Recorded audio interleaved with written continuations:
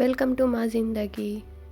ఈ వీడియోలో మనం పెళ్లి కూతురు పెళ్లి కొడుకు పట్టుకోబోయే కొబ్బరికాయ గురించి, దాని యొక్క ప్రత్యేకత అండ్ ఆ సాంప్రదాయం ఎందుకు వచ్చింది అనేది తెలుసుకుందాం.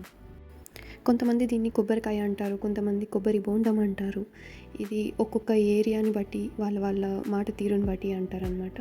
ఈ కొబ్బరికాయ అనేది ఒక పవిత్రమైన శుభప్రదమైన పండుగ భావిస్తారు అందరూ.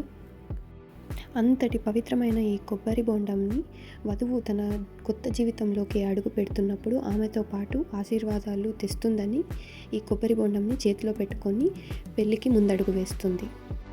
ఇది మన ఇండియన్ కల్చర్, అంటే భారతీయ సంప్రదాయంలో ఒక ముఖ్యమైన భాగం. ఏ శుభకార్యానికైనా, పెళ్ళి, గృహప్రవేశం, ఇలా అన్నిటికీ మనకి ఫస్ట్ గుర్తొచ్చేది కొబ్బరికాయ. ఆ తర్వాత పండ్లు నైవేద్యానికి పెడతాం.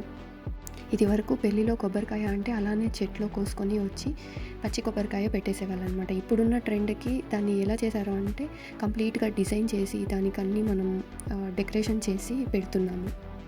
ఆ ట్రెండ్ని ఫాలో అవుతూ మాకు శ్రీ కస్టమైజ్ డిజైన్స్ నుంచి వచ్చిన ఆర్డర్స్తో ఈ కొబ్బరికాయలు అనేది ఎలా చేసాము అనేది ఈ పిక్స్ షేర్ చేస్తున్నా, చూసేయండి. మీరు కూడా మీ మ్యారేజెస్కి ఇలాంటి బ్యూటిఫుల్ డిజైన్ కోకోనట్ కావాలి అంటే వెంటనే వెళ్ళి శ్రీ కస్టమైజ్ డిజైన్స్ అనే ఇన్స్టాగ్రామ్ పేజ్లో మెసేజ్ చేసి ఆర్డర్ బుక్ చేసుకోండి. వితిన్ 1 వీక్లో మీ ముందు ఉంటుంది.